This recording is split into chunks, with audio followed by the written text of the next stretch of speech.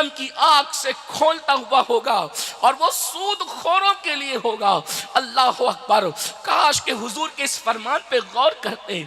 معراج صرف سن کر کے تکبیر اور رسالت بلند کرنے کے لیے نہیں، معراج سن کر صرف نعرے لگانے کے لیے نہیں، معراج یہ بھی تو ہے من آیاتنا، ہم نے اپنی نشانی دکھائی۔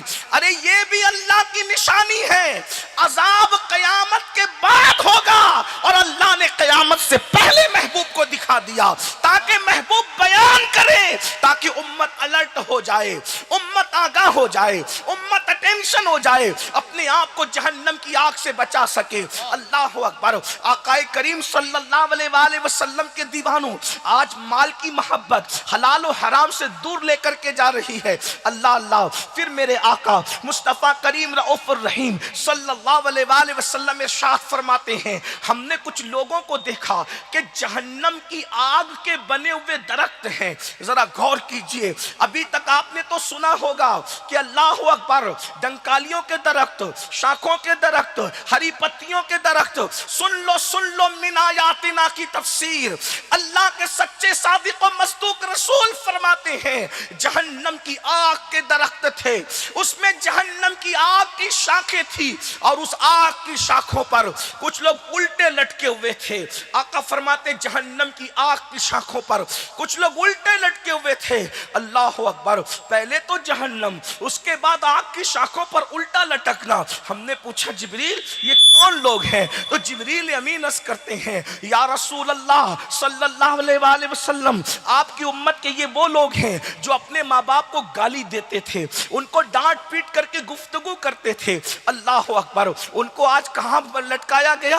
جہنم کی آگ کے درختوں کی شاخوں پہ لٹکایا گیا۔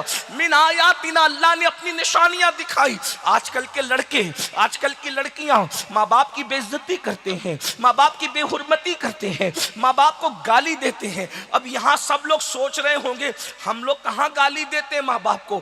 یاد رکھنا، ماں بہن کی تولنا یہی گالی نہیں ہے۔ گالی کا مطلب کیا ہے؟ گالی کا مطلب یہ ہے کہ کسی کو اس کے منصب سے ہٹا کر کے پیش کرنا، یہ گالی ہے۔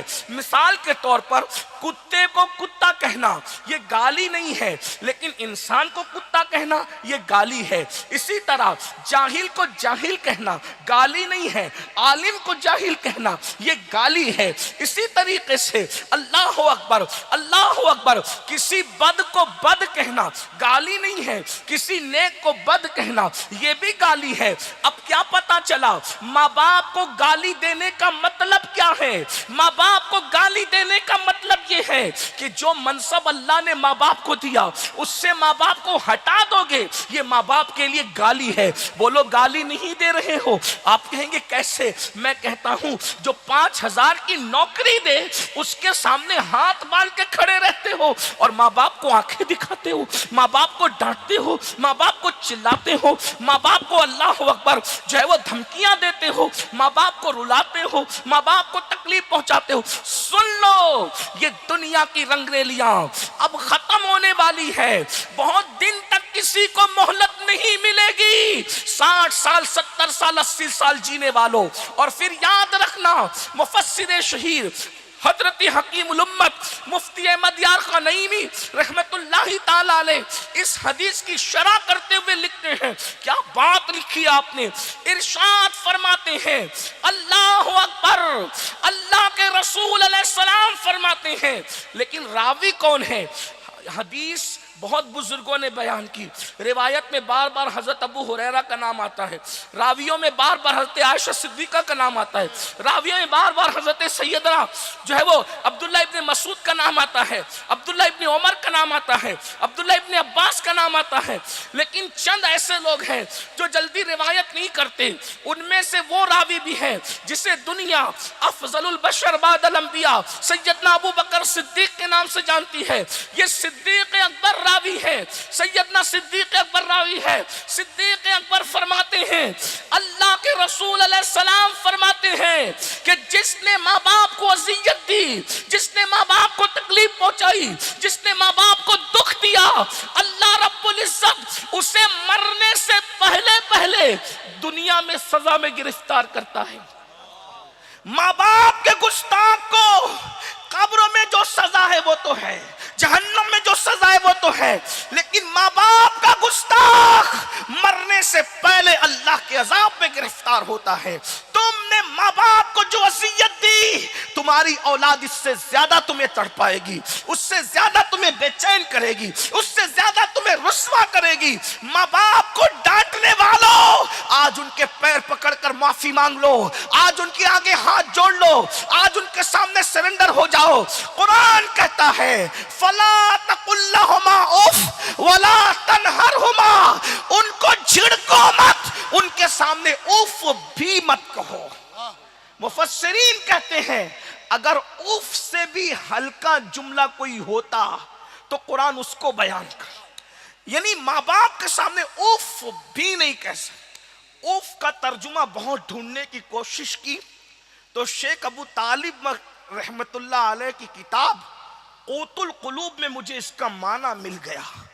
شیخ ابو طالب مکی قوت القلوب میں لکھتے ہیں کہ اہل عرب ناخن کے نیچے جو میل ہوتی تھی اس کو اف کہتے تھے. سبحان اللہ. غور کیجئے, جو ناخن کے نیچے میل ہوتی تھی اس کو اف کہتے. اب مجھے بتاؤ ناخن کے نیچے میل کتنی ہوتی ہے, کتنی؟ یہ تمہارے اپنے ناخنوں کی بات نہیں کر رہا ہوں جو مرغوں کی طرح بڑے رہتے ہیں, یہ رسول اللہ کے دور کے لوگوں کے ناخنوں کی بات ہو رہی ہے جو نیل کٹر کی پیدائش سے پہلے بھی اپنے ناخن کبھی بڑھنے نہیں دیتے تھے. آج تو ناخن بڑھانا بھی فیشن ہے. ناخن بڑھانے کا نقصان کیا ہے؟ اللہ کے رسول علیہ السلام فرماتے ہیں, حدیث پاک کا مفہوم ہے, جسم کے غیر ضروری بال اور ناخن اگر بڑھ جائے تو شیطان اس کے سائے میں آرام کرتا ہے. اللہ. جس کی بغلوں میں شیطان سو رہا ہو, جس کے ناخنوں میں شیطان سو رہا ہو, اس کو کس جن بوت پری اور کی ستانے کی ضرورت ہے؟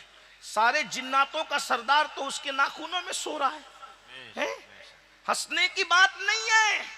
ناخن بڑھانے کو فیشن سمجھنے والوں یاد رکھو, اللہ کے رسول علیہ السلام فرماتے جتنے ناخن بڑھیں گے اتنی روزی گھٹائی جائے گی. اللہ.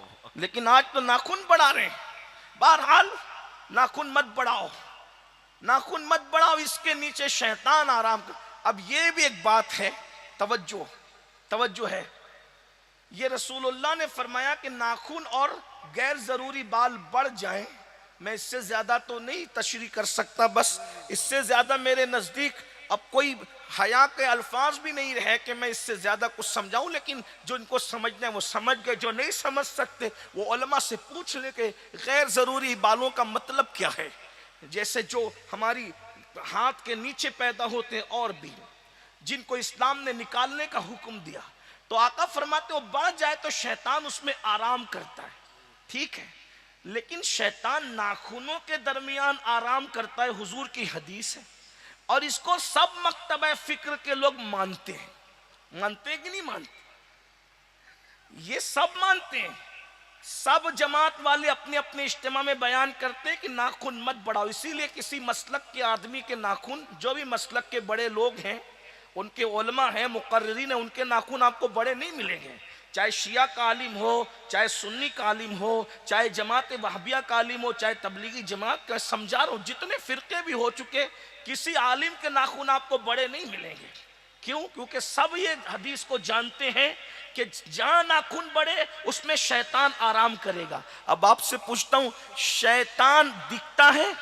بولو بھائی, بولو. نہیں دکھتا ہے, لیکن حدیث میں آ گیا تو بولو وہ آرام کر رہا ہے کہ نہیں کر رہا ہے؟ میرے بھائی, اگر ناخن بڑھ جائے تو اس میں شیطان آرام کرتا ہے, توجہ, مگر دکھتا نہیں ہے.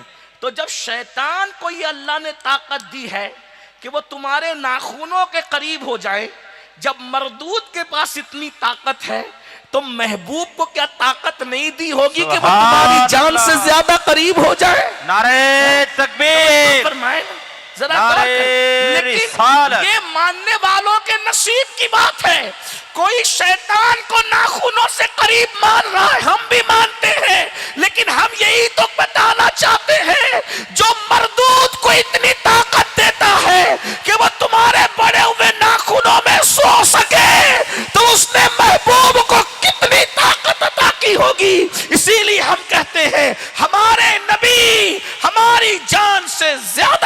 سبحان اللہ، عظمت مصطفیٰ ہماری جان سے زیادہ قریب ہے، اس لیے یہ ساری چیزوں کو ماننے کی ضرورت ہے، حدیث پر توجہ کرنے کی ضرورت ہے۔ میرے پیارے آقا صلی اللہ علیہ وآلہ وسلم کے پیارے دیوانوں، یہ بھی آپ کو کہنا چاہتا ہوں، آج کل آپ لوگ کیا کر رہے ہو، یوٹیوب آن کیا اور کوئی بھی اچھی تقریر کرنے والے مقرر کو سن لیا اور اس نے جو بک بک کیا آپ نے مان لیا۔ یاد رکھنا، اچھی تقریر کرنا حقانیت پر ہونے کی علامت نہیں ہے، اچھی گفتگو کرنا حقانیت پر ہونے کی علامت نہیں ہے۔ آقا کریم صلی اللہ علیہ وآلہ وسلم ارشاد فرماتے ہیں، ہم اور آگے بڑھے، ہم اور آگے بڑھے تو ہم نے کیا دیکھا، کچھ لوگ ہیں جن کے ہونٹوں کو آگ کی کینچی سے کاٹا جا رہا ہے۔ ہم نے دیکھا آگ کی کینچی سے کچھ لوگوں کے ہونٹوں کو کاٹا جا رہا ہے۔ ہم نے پوچھا جبریل یہ کون لوگ ہیں؟ تو جبریل امین عرض کرتے یا رسول اللہ یہ آپ کی امت کے وہ مقرر لوگ ہیں، وہ علماء لوگ ہیں، وہ خطبہ لوگ ہیں جو امت میں اس لیے تقریر کرتے تھے تاکہ امت میں فتنہ پھیلائے، امت کے اندر اختلاف پیدا کرے، امت میں انتشار پیدا کرے۔ ان کے ہونٹوں کو آگ کی کینچی سے، کاش کے مقرر لوگ اس پر توجہ کرتے، مقرر لوگ اس پہ غور کرتے۔ اللہ اکبر۔ آقا نے کیا فرمایا، امت میں فتنہ پیدا کرنے والے مقرروں کی کہ ہونٹوں کو آگ کی کینچی سے کاٹا جا رہا تھا۔ مولوی صاحب 1857 سے پہلے پوری امت متحد تھی، علم غیب کے انکار کا فتنہ کس نے بپا کر کے امت کو لڑایا؟ پوری امت حضور کو زندہ مانتی تھی اور حاضر و ناظر مانتی تھی۔ 1857 سے پہلے حضور کو مردہ کہہ کر اس امت کے اندر جھگڑا کس نے لگایا؟ پوری امت حضور کی ختم نبوت پر متحد تھی، ختم نبوت کا انکار کر کے اس امت میں جھگڑا کس نے لگایا؟ اللہ اکبر۔ ارے پوری امت ہندوستان میں غریب نواز کے آستانے پر حاضری دیا کرتی تھی، ولیوں کے مزار کو مٹی کا ڈھیر کہہ کر کے اس امت میں فتنے کی آگ کس نے بپا کی؟ چاہے وہ کوئی ہو، یو پی کا ہو، راجستان کا ہو، بنگال کا ہو، بہار کا ہو، جس نے بھی امت کو لڑایا ہے، چاہے جس نیت سے لڑایا ہے، وہ اپنے ہونٹوں کو آگ کی کینچی سے کٹوانے کے لیے تیار ہو جائے۔ دنیا ہمیشہ رہے گی، دنیا اور پھر امت کو لڑا رہے ہو تو کس بات پہ لڑا رہے ہو؟ حضور کی عظمت میں شک پیدا کر کے؟ ارے کم سے کم اگر ماؤں کے پاس نجابت نہیں ہے، اگر باپ کے پاس خالصیت نہیں ہے، اگر خون میں شرافت نہیں ہے تو کم سے کم کلمہ پڑھنے کا لحاظ تو کر لیتے۔ جو جس کا کلمہ پڑھتا ہے کم از کم وہ اس کا لحاظ تو کرتا ہے، کم سے کم لحاظ کلمہ تو کرتے۔ اسی لیے میرے امام کہتے ہیں اور تم پر میرے آقا کی عنایت نہ سہی، نجدیوں کلمہ پڑھانے کا بھی احسان کیا۔ جس نبی نے کلمہ پڑھایا، ارے کوئی اپنے باپ کو بھی شرابی، باپ شرابی ہو تو بھی کوئی شرابی نہیں کہتا، باپ جواری ہو تو بھی کوئی جواری نہیں کہتا، باپ سٹوری ہو تو بھی کوئی سٹوری نہیں کہتا۔ کیوں؟ اس لیے کہ باپ محبوب ہوتا ہے، تو محبوب کے عیب نظر نہیں آتے عیب ہونے کے باوجود۔ تو اللہ اکبر، باپ میں عیب ہو کر بیٹے کو عیب نظر نہیں آتے اگر وہ ہے حلالی باپ کا بیٹا۔ اگر اپنے باپ کا حلالی ہے تو اس کو اپنے باپ کا عیب نظر نہیں آتا، کیونکہ اس کا باپ ہے۔ باپ میں عیب ہو کر باپ میں عیب نظر نہیں آتا۔ تو رسول پاک بے عیب ہے، ان میں اگر کسی کو عیب نظر آ رہا ہے تو اس کا مطلب یہ کہ اس نے کلمہ پڑھا ہے پھر یا کیا کیا ہے۔ اللہ اکبر، ہمارا نبی تو وہ نبی ہے جس کو خدا نے بے عیب بنایا۔ جبریل جس کے تلووں پر، توجہ کریں، جبریل جس کے تلووں پر شب معراج اپنی پیشانی رکھیں اور اپنی پیشانی رکھ کر کے بتا دیں کہ سدرہ پہ رہتا ہوں مگر پیشانی مصطفیٰ جان رحمت کے تلووں پہ رکھتا ہوں۔ مسلمانوں پہچان لو اپنے نبی کی شان کو، جہاں جبریل کے مرتبے کی انتہا ہوتی ہے وہاں سے مصطفیٰ جان رحمت کے مرتبے کی ابتدا ہوتی ہے۔ سبحان اللہ، سبحان اللہ، نعرہ تکبیر، نعرہ رسالت، فیضان غوث اعظم۔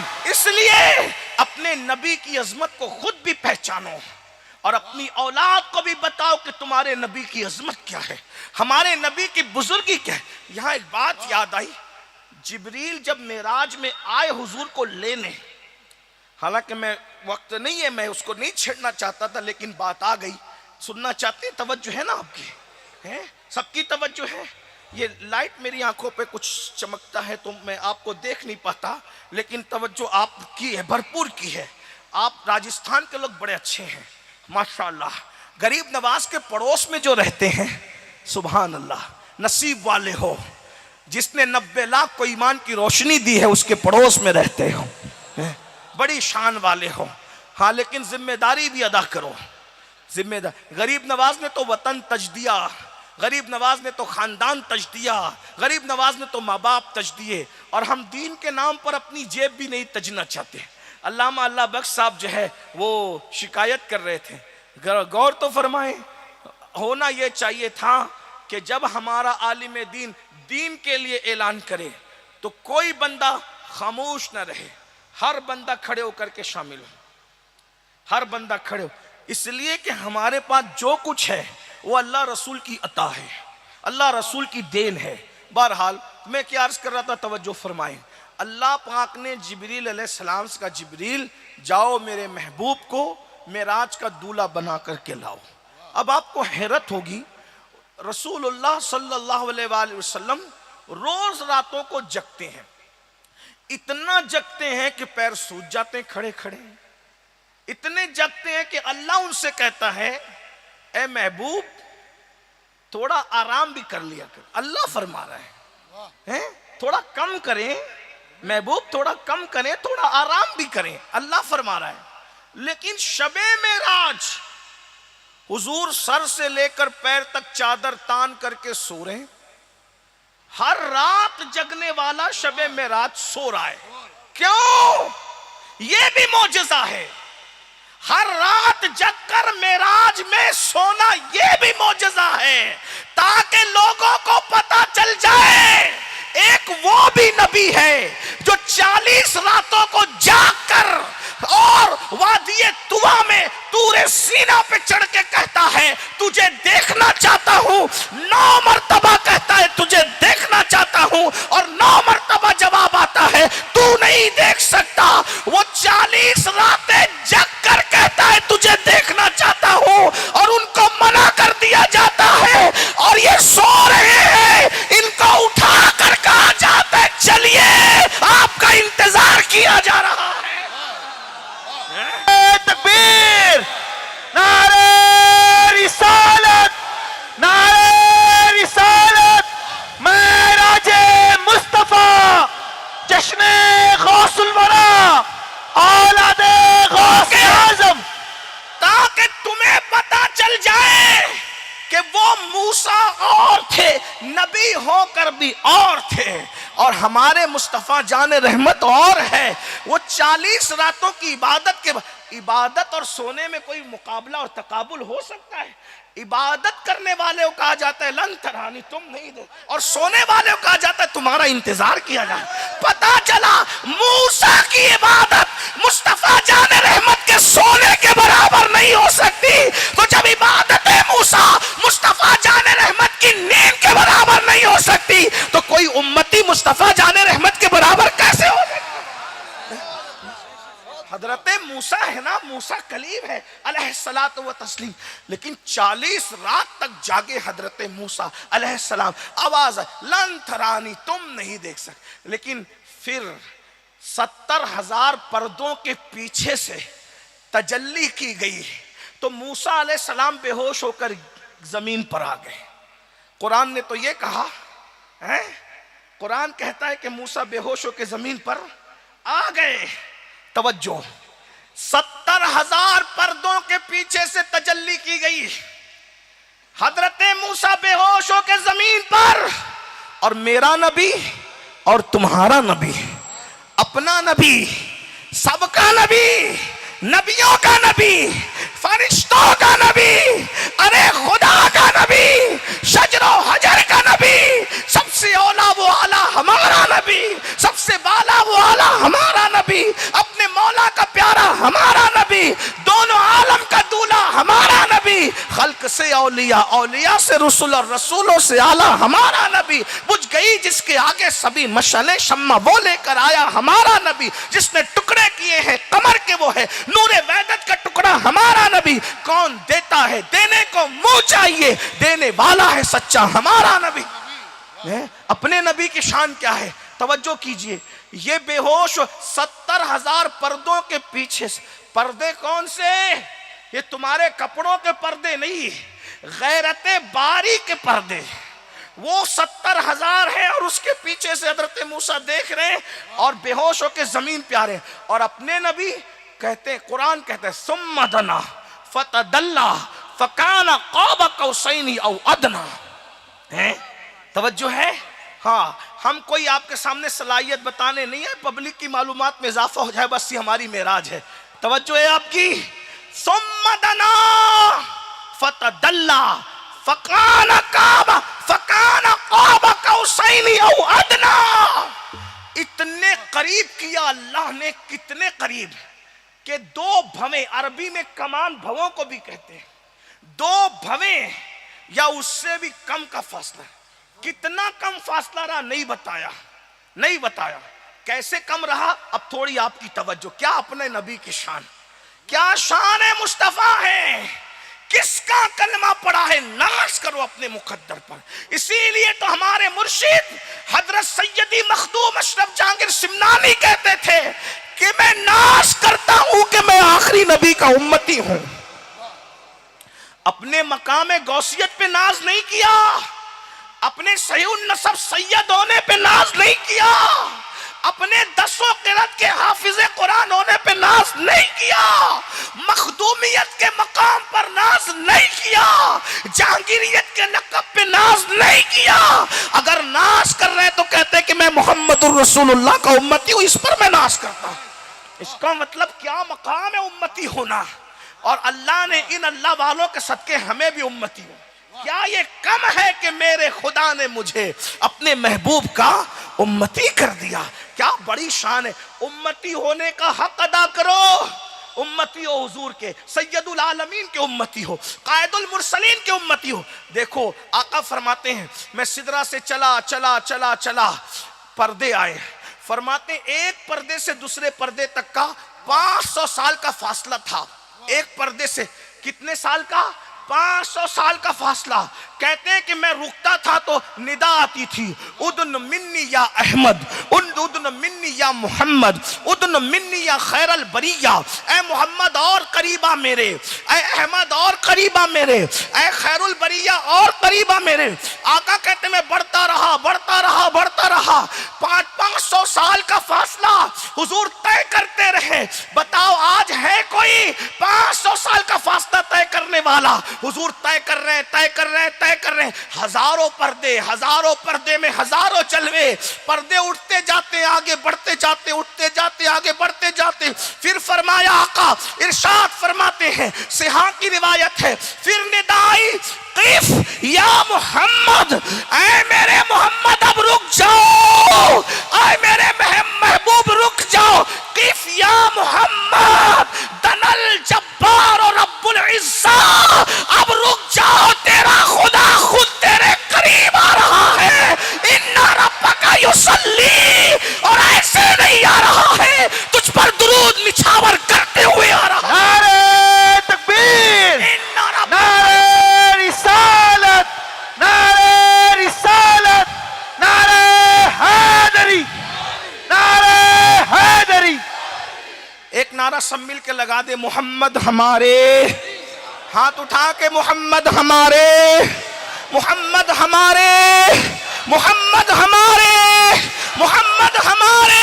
شان والے، کیا شان ہے، جس کا استقبال خدا کرے، جو آنے جانے سے پاک ہے۔ قف یا محمد، اے میرے محمد رک جاؤ، دنل جبار رب العزہ، تیرا رب تیرے قریب آتا ہے، ان ربک یصلی، تیرا رب تجھ پر درود بھیجتے ہوئے تیرے قریب آتا ہے۔ آقا فرماتے اتنے قریب ہوا، اتنے قریب ہوا، کتنے قریب، ساری قربتیں اور دوریوں کی حدیں سمٹ گئی۔ میرے امام کہتے ہیں بندہ ملنے کو قریب ہے، حضرت قادر گیا، لمعے باطن میں گمنے جلوے ظاہر گیا۔ یہاں کچھ لوگ پوری چھوڑتے ہیں مقرر لوگ، میں نے کہا نا ہونٹ کاٹے جائیں، کہا وہ تو جبریل کو دیکھ کے واپس آ گئے۔ ہم نے کہا اگر علمی دلیل کی تحقیق کی بنیاد پہ کہتا ہے پھر بھی عرضی ہے، لیکن اگر بغض کی بنیاد پہ کہتا ہے تو پھر تو ہے کیا وہ بتا۔ ایک بات کہوں، جبریل کو دیکھنا کون سی حضور کی معراج ہے؟ جبریل کون ہے بھائی؟ یا تو خادم ہے یا تو وزیر ہے۔ کیا بادشاہ کا وزیر کو دیکھنا کوئی معراج ہے؟ بتائیں تو صحیح نا۔ اور جبریل کو ایک بار دیکھا، 6000 بار جبریل علیہ السلام آئے۔ حضور کے پاس جبریل کتنی بار آئے؟ 6000 بار، کم و بیش۔ یہ علم والوں کی تحقیق ہے، کم و بیش، اور تعداد تحقیق کرو گے تو بڑھے گی، لیکن کم و بیش 6000 بار جبریل علیہ السلام آئے۔ تو جبریل علیہ السلام تو صبح شام آتے ہیں، ارے بلکہ صبح شام کے آتے ہیں۔ ہم سنیوں کے عقیدے میں تو ان کا دل سدرہ پہ نہیں لگتا، تمنا کرتے ہیں اللہ کوئی کام دے دے تاکہ اسی بہانے زمین پہ جاؤ اور محبوب کا دیدار کر لو۔ استاد زمن کہتے بے لقائے یار ان کو چین آ جاتا اگر بار بار آتے نہ یوں جبریل سدرہ چھوڑ کر۔ جبریل سدرہ چھوڑ کر اسی لیے آ رہے نا بار بار۔ کہا جبریل کو دیکھا، ہم نے کہا جبریل کو بھی دیکھا۔ اور جبریل کو دیکھنا کون؟ نہیں، اس کی اصلی صورت میں دیکھا۔ میں نے کہا اگر تحقیق کی بات ہے تو میں کچھ نہیں کہوں گا، لیکن اگر بغض کی بات ہے تو ایک بات کہتا ہوں، توجہ۔ ایک بار جبریل علیہ السلام سے حضور نے کہا جبریل تو اپنی اصلی صورت مجھے دکھا دے۔ اور جبریل نے کہا بقی میں آ جائیے۔ توجہ، کیا کہا؟ بقی میں آ جائیے تو میں دکھا دیتا ہوں۔ جبریل کے 600 پر ہے، کتنے پر؟ بولے کتنے پر؟ یہ بھی آپ کے علم میں رہنا چاہیے۔ جبریل علیہ السلام کے کتنے پر ہے؟ سب فرشتوں کا سردار کون ہے؟ بولو کون ہے؟ بولو کون ہے؟ سب فرشتوں کا امام کون ہے؟ سب فرشتوں کا پیشوا کون ہے؟ جبریل علیہ السلام۔ کتنے پر ہے؟ حضور نے فرمایا اپنی اصلی شکل دکھا۔ جبریل نے کہا بقی میں آ جائیے۔ جبریل نے اپنے پر کھول دیے، کہا یہ دیکھیے۔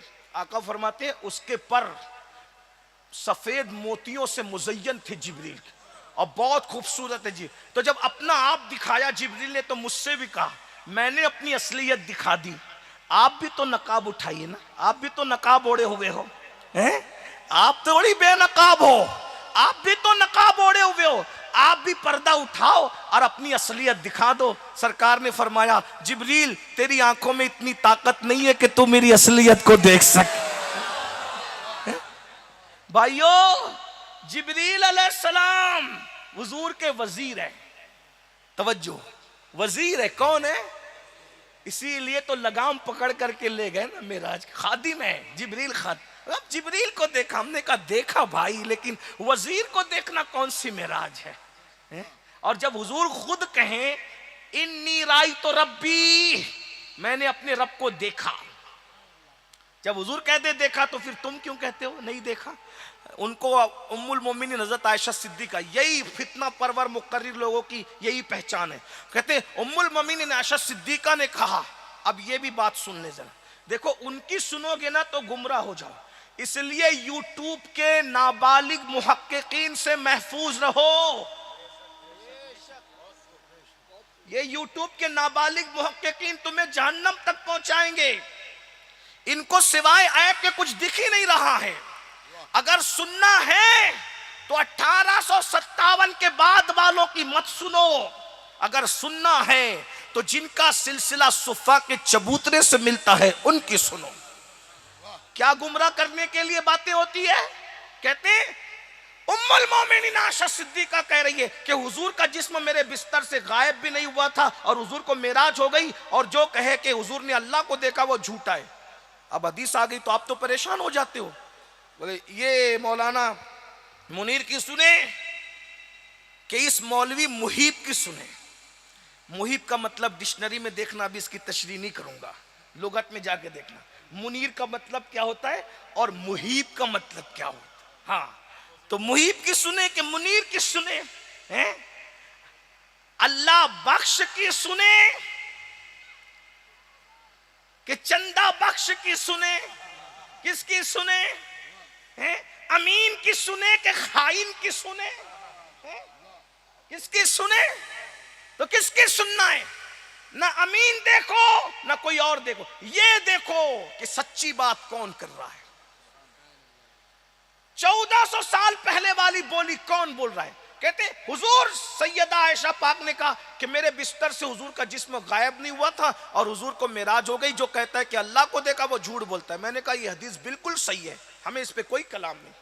ہماری امی جان ام المومنین پہ, ہمارے ماں باپ قربان ان کی عظمت پہ.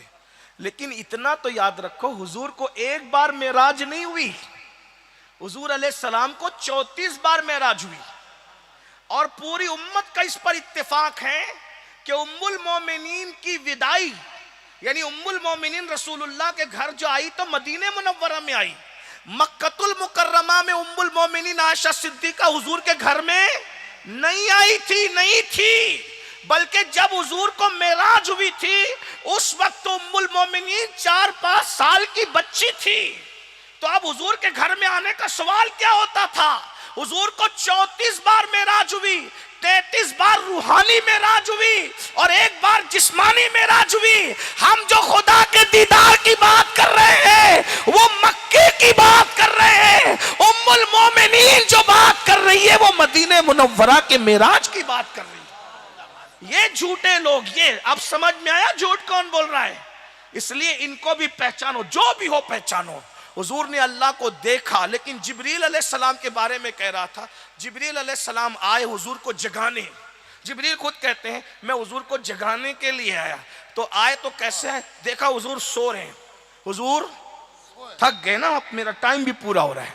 حضور بولو بھائی, حضور سو رہے ہیں. واپس چلے گئے. یا اللہ تیرا محبوب سو رہے, جگاؤں کیسے؟ محبوب سو رہا ہے یہ تو پہلے سے پتا تھا نا, کیونکہ اللہ نے کہا کہ وہ سو رہے, ان کو بلا کے لاؤ. تو واپس گئے, انہیں اٹھاؤں کیسے؟ کیوں؟ آدم کی گستاخی ہو گئی معلم الملائکہ سے, تو شیطان بن گیا. یہاں آدم نہیں ہے, یہاں تو جانے آدم ہے. بے ادبی نہیں ہونی چاہیے, اس لیے پلٹ کر کے کیسے جگاؤں؟ تو اللہ نے فرمایا اپنی کافوری پیشانی میرے محبوب کے تلوے پہ رکھ کے ملو.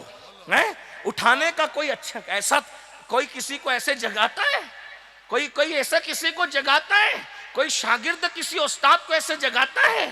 کوئی بیوی کسی شوہر کو ایسے جگاتی ہے؟ کوئی بیٹا کسی ماں باپ کو ایسے جگاتا ہے؟ لیکن اللہ اکبر, یہاں تو خادم و مخدوم کا رشتہ ہے. تو جبریل نے, اب سنیے, توجہ دیکھیے, صرف سمجھانے کے لیے اپنی پیشانی حضور کے تلووں پہ رکھی. حضور کے گورے گورے تلوے, جبریل نے اپنی پیشانی رکھی. ایک بات یاد, حضور کے تلوے اتنے خوبصورت تھے, کتنے خوبصورت. سمجھاتا ہوں, آج کا کوئی کالا کلوٹا بھی ہونا تو بھی اس کے تلوے گورے ہوتے ہیں. جس کے گال کالے ہو اس کا تلوہ بھی گورا ہوتا ہے. تو جس کے گال ودوہا ہو اس کے تلوے کے حسن کا عالم کیا ہو. اسی لیے حضور نے پوری زندگی کبھی لوگوں کو اپنے تلوے دیکھنے نہیں دیا. کبھی حضور پیر نہیں پھیلائے لوگ تلوے نہ دیکھ سکے. جلدی بہت کم لوگوں نے حضور کے تلوے دیکھا. ایک صحابی نے تلوہ دیکھا تو اتنے متاثر ہوئے, دعا کی اللہ مجھے نابینا کر دے, محبوب کے تلوے کے بعد اب میں کسی کی صورت نہیں دیکھنا چاہتا. امام کہتے تیرے تلووں میں جو ہے غیر کا منہ کیا دیکھے, کون نظروں پہ چڑھے دیکھ کے تلوہ تیرا, آسماں گر تیرے تلووں کا نظارہ کرتا, روز ایک چاند تصدق میں اتارا کرتا, چھپ گیا چاند نہ آئی تیرے دیدار کی تاب, سامنے گر کبھی ہوتا بھی تو سجدہ کرتا, سامنے گر کبھی ہوتا بھی تو سجدہ کرتا. جبریل نے اپنی پیشانی حضور کے تلووں پہ رکھی. جبریل کے سر پہ تاج تھا اور تاج روح القدس کے موتی. جبریل امین کے سر کے تاج پر جو موتی سجے تھے جنت کے, جب جبریل نے تلوہ مصطفیٰ پہ پیشانی ملنا شروع کی تو جبریل کے سر کے تاج کے موتی تلوہ مصطفیٰ پر سجدہ کرنے لگے. اور میرے امام یوں گنگنانے لگے, تاج روح القدس کے موتی جسے سجدہ کریں, تاج روح القدس کے موتی جسے سجدہ کریں, رکھتی ہے کتنا وقار اللہ اکبر ایڑیاں. کیا ان کی ایڑی؟ اسی لیے حضور نے فرمایا کہ فتنہ پرور مقرروں سے بچو. آج تم لوگ مقرر کے چکر میں بہت پھنسے ہو. کیا اپنے علماء سے کہتے ہو اسلم ربانی صاحب آپ نے تو یہ کہا وہ یوٹیوب کے مقرر نے تو وہ کہا, وہ آگ لگے یوٹیوب کو, میرے بھائی یوٹیوب ہمارا مسلک ہے، یوٹیوب ہمارا مزہ. بھائی یوٹیوب ہے، اچھا بھی کار کر رہا ہے، برا بھی کر رہا ہے، برا زیادہ کر رہا ہے، اچھا کم کر رہا ہے. ابھی ہم بیٹھے یہاں، ہزاروں لوگ یہاں ہیں تو ہزاروں لوگ پوری دنیا میں بھی ہم کو سن رہے ہوں گے، اچھا کام ہو رہا ہے. لیکن کچھ دوسرا بھی الا ڈھالی بھی ہو رہی ہے. تو میں اپنے نوجوانوں سے کہتا ہوں، یہ جو نئے نئے آئے نا، جو کہتے ہیں ہم کسی کو بزرگوں کو نہیں مانتے، کسی ولی کو نہیں مانتے، کسی عالم کو نہیں مانتے، ہم تو صرف قرآن اور حدیث کو مانتے. میں نے کہا یہ قرآن اور حدیث کو ماننے کا دعویٰ تو تمہارا بڑا خوبصورت ہے، لیکن اس کے پیچھے جو تمہاری سازش ہے وہ بہت خطرناک ہے. اس لیے میری بات یاد رکھنا، چکنی چوپڑی باتیں کرنے والے مقرروں سے بچو، بہت بچو، اور سواد اعظم کی گفتگو کرنے والے مقرروں کی بات سنو. تقریر کوئی کرے اس کو پرکھو، اپنے اسلاف کے طریقے پہ بات کرتا ہے کہ اسلاف سے ہٹ کے بات. جو ولیوں کو گالی دے، اللہ والوں کو ملحد کہے، بے دین کہے، کافر کہے، مرتد کہے، ایسے لوگ سے متاثر ہوتے ہو. مرنا ہے بھائی. کوئی مقرر قبر میں نہیں آنے والا. کوئی آئے گا قبر میں؟ کون آئے گا؟ آمینہ کے لال تشریف لائیں، مصطفیٰ جان رحمت تشریف لائیں. بہرحال تو عرض یہ کر رہا تھا، آقا ارشاد فرماتے ہیں کہ ہم نے جہنم کا مشاہدہ کیا. کچھ لوگ تقریر کرتے ہیں، مقرر لوگ یہ بھی کہتے ہیں کہ حضور کہتے ہیں کہ ہم نے جہنم کی سیر کی. اللہ کے بندو، یہی 1857 کے بعد کی نوست ہے کہ تمہیں بولنا بھی نہیں آیا. جنت کی سیر کی، جہنم کی سیر نہیں کی جاتی، جہنم کا مشاہدہ کیا. یاد رکھ، سیر کے لیے اس میں قدم رکھ کر کے چلا جاتا ہے نا، اور مشاہدے کے لیے قدم رکھنے کی ضرورت نہیں، دیکھنا پڑتا ہے. ہم آسمان کا مشاہدہ کر رہے ہیں، ہم ستاروں کا مشاہدہ کر رہے ہیں، ہم چاند کا مشاہدہ کر رہے ہیں، لیکن اسٹیج کی سیر کر رہے ہیں. اسٹیج ہمارے، ارے نادان، نظامی صاحب کہا کرتے تھے بولتا ہے مگر سمجھتا نہیں ہے. نظامی صاحب کہتے تھے بولتا ہے مگر، نظامی صاحب نام لے کے کہتے تھے، مجھے بھی نام لینے میں کوئی خوف نہیں ہے، لیکن میں سوچتا ہوں کہ نظامی صاحب نے اتنا نام لے لیا کہ اب مجھے لینے کی ضرورت نہیں ہے. اس لیے کہ شہد چاٹنے کے بعد الوا چاٹنا تھوڑا زبان کا مزہ کرکرا کرتا ہے. جب محبوب کا ذکر میری زبان کر رہی ہے تو مردودوں کا نام لے کر کے میں الوے کی کڑواہٹ اس محفل میں گھولنا نہیں چاہتا. ورنہ ایسا نہیں ہے کہ ہم نام لینے سے چھپتے ہیں. یاد رکھنا، ہم لوگ صلح کلی نہیں ہے، الحمدللہ. ہم سنیت چھپا کے بات نہیں کرتے، مجمع دیکھ کے بات نہیں کرتے. لوگ رہیں گے تو انشاءاللہ دیکھیں گے میں وہ سنی ہوں. جمیل قادری مرنے کے بعد میرا لاشا بھی کہے گا صلاۃ و سلام. اس لیے لوگوں کو یہ بات یاد رہنا چاہیے. یہ بات اچھی طرح یاد رکھو. نام اس لیے نہیں لے رہے کہ کوئی خوف ہے، واللہ ارے روٹیاں غوث پاک کی بارگاہ سے آتی، ہم نے کس سے خوف کرنا ہے؟ خوف کسی سے نہیں ہے، لیکن کچھ غیرت بھی ہمیں ہے نا، کیونکہ محبوب کا نام لے لیا تو اب مردود کا نام کیوں لوں؟ تھوڑا مزہ کرکرا نہیں کرنا چاہتے. ہم رابعہ بصری کی اس فکر پر حامل ہیں، ہاں، کہ یار سے فرصت نہیں ہے، دشمنوں کی طرف نظر کب کرے، وقت کہاں رہا ہے. ہم ان کو اتنا اہم سمجھتے ہی نہیں ہے کہ ہم اپنی محفلیں ان کے نام کر دیں، لیکن ہاں علمی رد کرنا ہم فرض اعظم سمجھتے ہیں. دلائل کی روشنی کے اندر اہل باطل کے رد کو امام اہل سنت کے نقش قدم پر چلتے ہوئے ہم فرض اعظم سمجھتے، اور جہاں ضرورت محسوس ہو وہاں نام لینے کو بھی ہم جو ہے لازمی سمجھتے. اتنا یاد رکھے.